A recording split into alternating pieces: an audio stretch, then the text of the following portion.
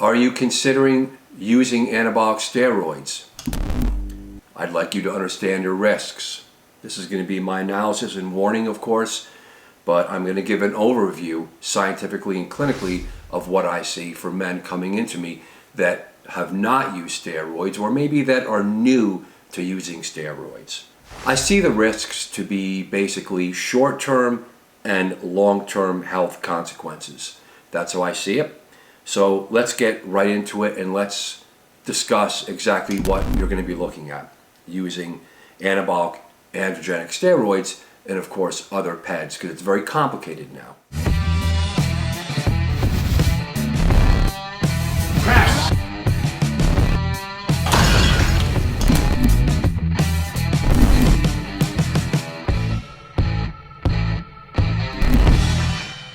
So the short-term risks, let's take it from the head down, because this is how I talk to my patients. Hair loss. There's no question that anabolic androgenic steroids are going to lead to hair loss. If you have a propensity for hair loss, you're going to want to be careful. You're going to want to really think about this. Acne. Again, if you have a history of acne, say for when you entered into puberty, you're going to want to think about this. Acne and steroids, very complicated, not fully understood. Acne vulgaris is what happens and what occurs and the growth secondary to hormones, not just androgens, but estrogens. And just to think that you're going to treat the aromatization with different drugs, aromatase inhibitors, for an example, and keep things in balance, and you're going to control your acne is not a true picture. Puffiness and edema. So if you're using estrogenic steroids classically, of course with testosterone, even dose dependent, you're going to see puffiness and edema. So the face gets puffy, the body gets puffy, and that of course can lead to health consequences that we're going to talk about in the short term and long term, like hypertension. Moving down, gynecomastia obviously is very interesting, and some men get it, some men don't. It's related to so many factors with the steroids use and the man himself, estrogenic steroids versus non-estrogenic, polypharmacy with certain all drugs being used together, not to mention aromatase inhibitors and the SERMs, the clomidin tamoxifen regimens. Okay, short-term risks of health consequences that of course I talk about all the time. Heart disease risks, understanding your heart disease risks. Well, it's going to be basically three things. It's going to be hypertension affecting blood pressure, short term, not to mention long term, lipid, how it changes the lipids, and family history. Or if you yourself, you have some clotting disorder, or you've had a heart attack, or you have significant plaque in the artery or arrhythmias, you're going to want to be really careful and really rethink this at all. So the family history of, very important for men that come in, I talk to them, men that are even in their 20s and 30s, they're very young. If your dad, more commonly, or your mother, primary relative, has had a heart attack or a bypass or a stent being placed, you're at risk right there. And it is interesting that a lot of patients tell me, well, doc, my dad smoked maybe and he drank, a very stressful life, so he might have brought this on early. Well, it's hard to say. If your primary relative has had an infarct, a heart attack, a stroke, any stents placed, again, please, this is so important. You really have to be careful, because you're just going to enter into this and you're going to potentially disturb and accelerate the plaque that you may have in your heart. I see it all the time. So with hypertension, we see estrogenic steroids with the puffiness leading to significant elevation in intravascular edema, which is hypertension. Then you have, so that's testosterone drugs, classic combinations of testosterone, decadroblin. Some are classic estrogenic, some are estrogenic more when they use in combinations. Dianabol, anadrol, the classic old-fashioned orals, and the classic pro-hormones. Now, there's also vasoconstrictive steroids that I've seen, and those are the classic non-estrogenic, maybe Tren, Anavar, Winstrol, that people think they're not so estrogenic, they won't get puffy, but I see a vasoconstriction and an elevation in the blood pressure. And again, these are used in combination. Really interesting, and you're going to want to be aware of this, especially if you have hypertension or you have a propensity for hypertension. Lipid changes, very classic. I talk about it all the time. If you're a man that has a low HDL naturally, you're going to want to be careful. Certainly in the short term, it's going to lower the HDL. It's going to increase potentially the LDL. So many other variables with your diet, obviously, and your exercise. You're just going to want to be aware of this. Hypercoagulable state in the end when we're looking at the cardiac. So hypercoagulable state means, are you going to actually throw a clot? Are you going to have a heart attack or a stroke, a DVT, pulmonary embolism? All these things are so complicated. They're so multifactorial of everything I discussed with the hypertension and the lipid abnormalities itself, destabilizing plaque that you may have in the coronary artery, maybe up in the carotid arteries or up in the head. Again, the family history, if you have a history of hypercoagulable state, DVTs, pulmonary embolisms, anything else like this, you want to be careful. And then on top of this, you're going to see things like polycythemia, and it's called angiogen-induced erythrocytosis. I have videos on all this. You want to see a video called DECA, Durabulin, DECA, and equipoise cause thick blood, where I discuss the mechanisms of action medically that we understand may be involved. Next is renal effects. If you have family history of kidney disease and if you have hypertension, not to mention from the steroids or a baseline, the anabolic steroids in the short term are going to affect the kidney too. So next is going to be liver, orals versus intramuscular agents. Obviously, most people know that oral steroids are alpha alkylated, and they're definitely going to have at least acute effects on the liver. And if you looked at liver enzymes in the labs, they're going to be elevated almost 100% of the time. What are the consequences on that? No one really knows. You know, so many people go off steroids and they look at the labs, and then they come off the labs and it cleans up. What does it really mean? Is there a consequence, and is there a long-term adverse effect on your health? This is all the questions and why I'm studying this. Prostate, keep moving down in the body from head to toe. Prostate.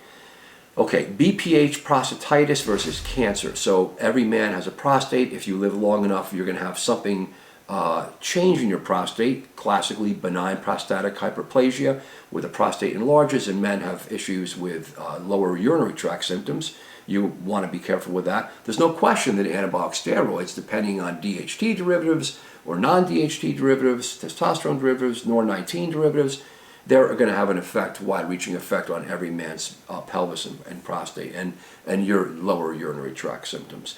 Again, age is very important. Young men, we see none of this really happening, so they really don't seem not to care about it.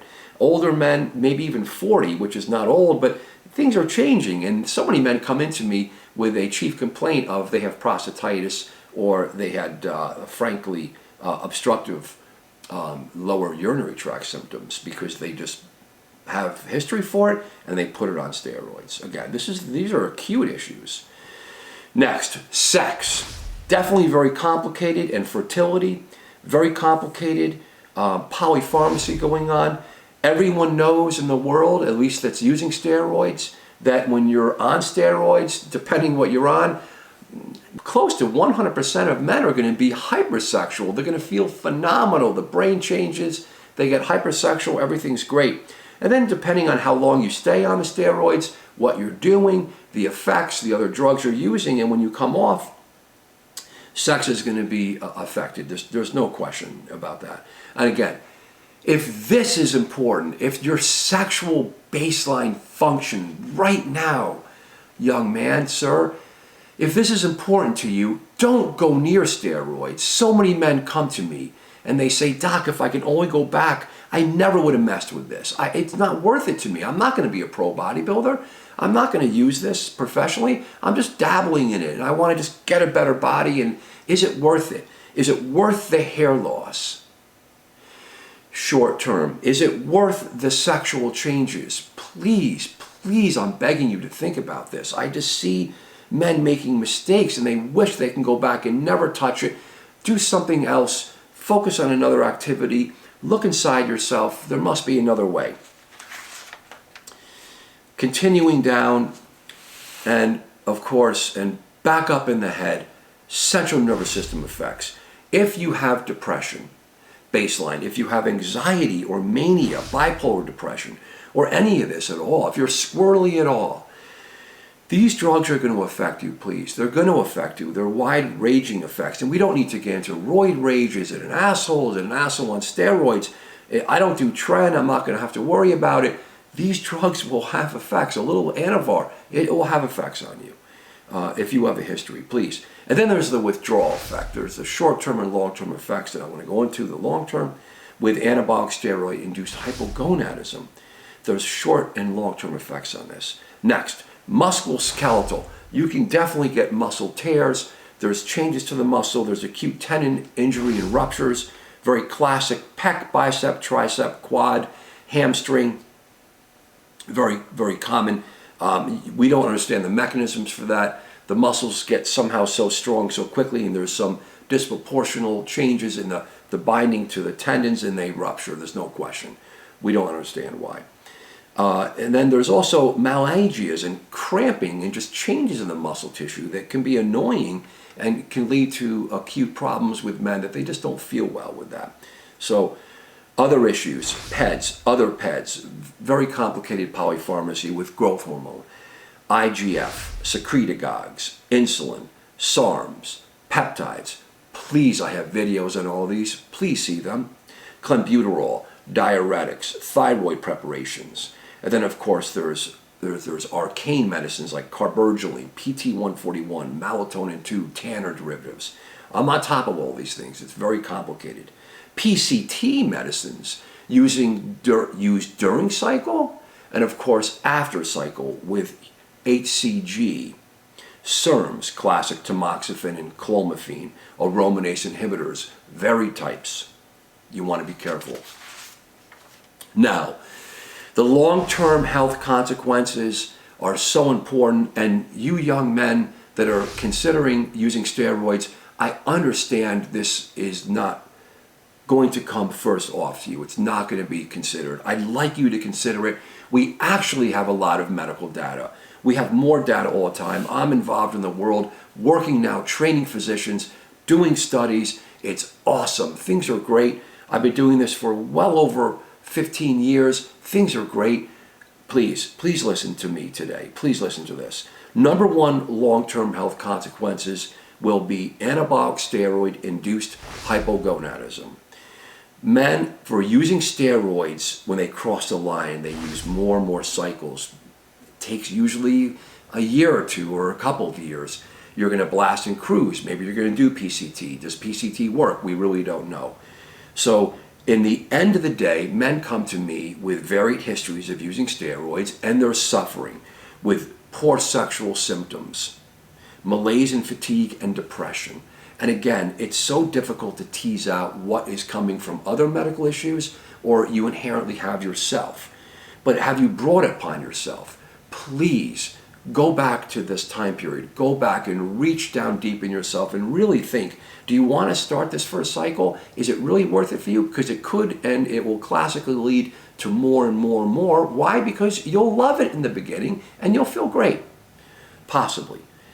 Later, what happens with this anabolic steroid-induced hypogonadal state that I see? Amazing, and we don't fully understand. There are changes in the central nervous system, of course, in the testicle itself. We see the effect in total and free testosterone. I have to tell you this, and it's classic that I see a fixed elevation in sex hormone binding globulin. Years later, even 20 years later, I'm seeing this all the time. Men are coming out of the woodwork to me. They have low testosterone. Sometimes their total testosterone is normal, but their sex hormone binding globulin is elevated, and physicians and men, go see a physician, make sure they're doing the right test. I'll review it again in the end. You have to look at a total and free testosterone, because if you have a fixed elevated level of sex hormone binding globulin, it's going to bind up. Your total testosterone is going to be normal. Your free testosterone could be low, significantly low, and you're not going to feel well. Years later, decades later, we have no idea why what happens in the body, the central nervous system, and throughout the body, in the testicles. We have no idea why. I'm studying it. And also I see fixed elevation of estradiol levels. We don't know. This whole picture though, in the end, you don't feel well. You're going to end up living on testosterone forever.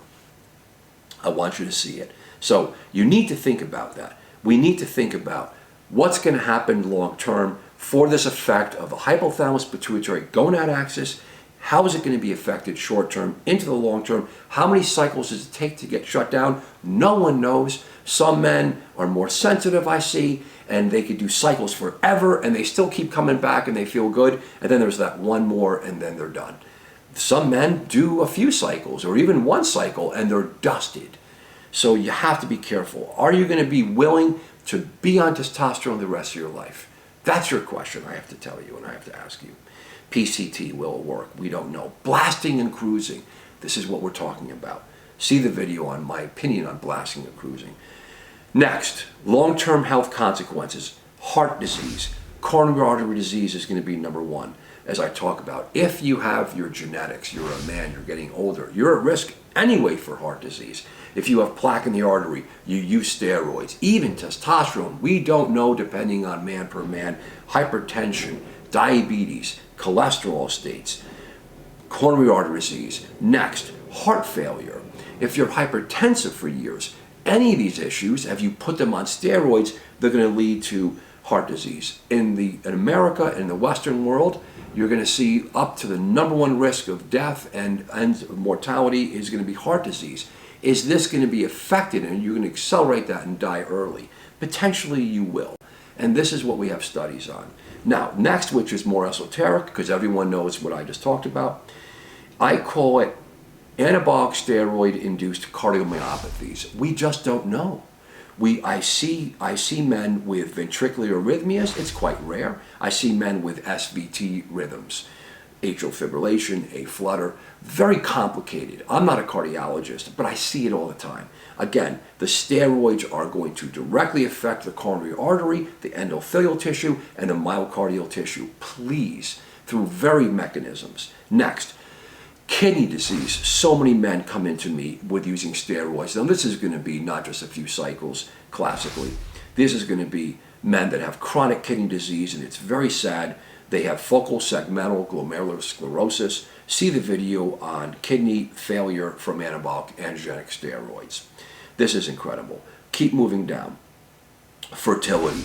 Absolutely, fertility is going to be affected long term. It's not that we can't fix it up, but it's going to be affected. Prostate. From the acute prostate to the long-term health consequences, you're going to have men I see with worsened early BPH and prostatitis, and it's called pelvic pain syndrome.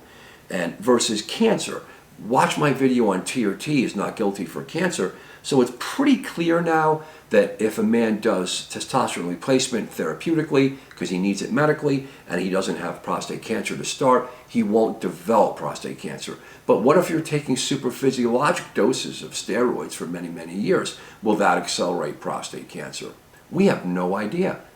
It would kind of make sense that it probably would, but we just don't know. And please, we're not going to go into discussion of the relations to DHT on the prostate with estrogen levels and all. No one knows.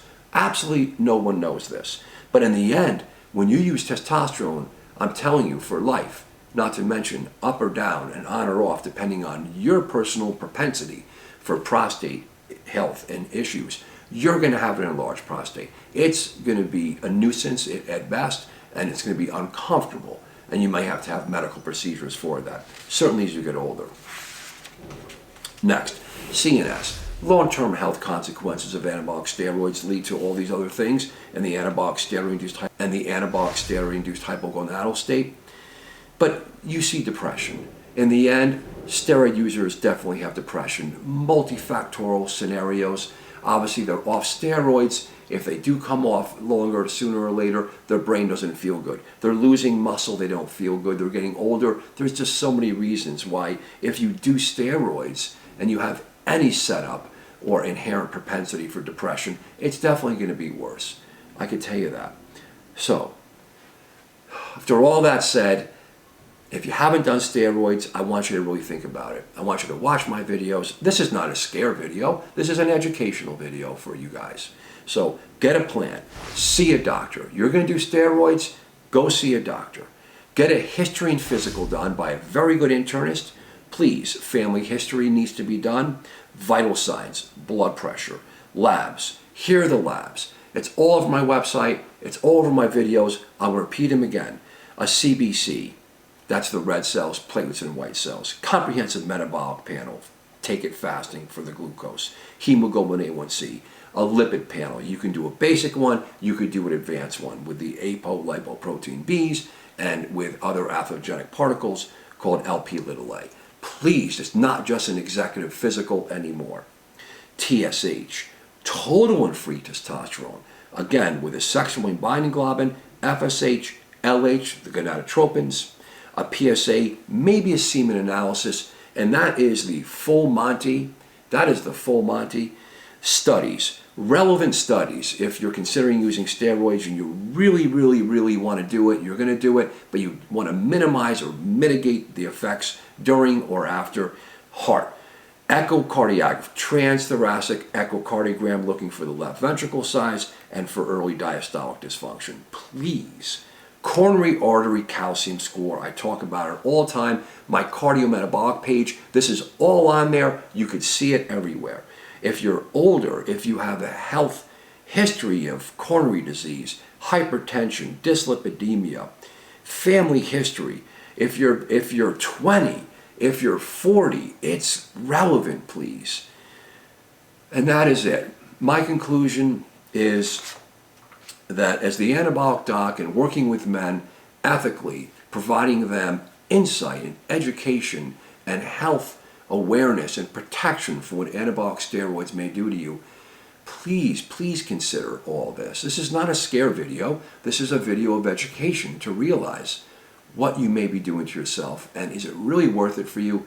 And in the end, if you're going to use steroids, you're going to want to be as healthy and as careful as you can, and you want to mitigate all the different potential risks. And that's what I work on with men. I make sure they understand what they're doing, and in the end, they come under the wing, they come into the body, and they're protected. Thank you so much. Dr. Thomas O'Connor here. I'm glad you made it to the end of the video. If you liked it, hit the like button, and please subscribe to our channel. And I look forward to bringing you more cool and interesting videos just like this in the future. Stay strong and healthy.